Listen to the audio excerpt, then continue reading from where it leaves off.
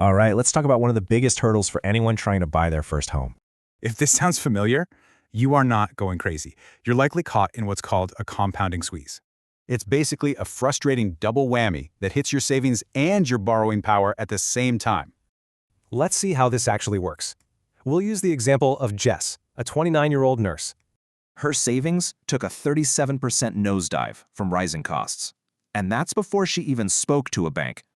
And this is where the squeeze gets even tighter, in ways you might not expect.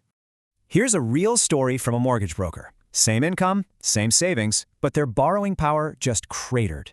By waiting just a few months, bam, their borrowing power dropped by $170,000. So as official rates climb, that buffer just gets added on top, shrinking what you can get approved for.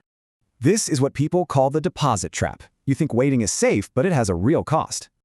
Just a small weekly rent hike means you could lose over $23,000 to your landlord in 3 years. See, it shows why having a clear strategy beats just, waiting around and hoping for the best. Okay, so what can you actually do? It starts with rethinking the deposit itself.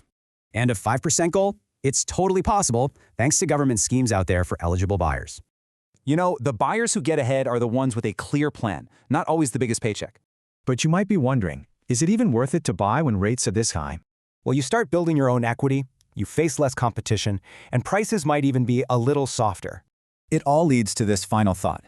In a market like this, maybe doing nothing is the riskiest choice.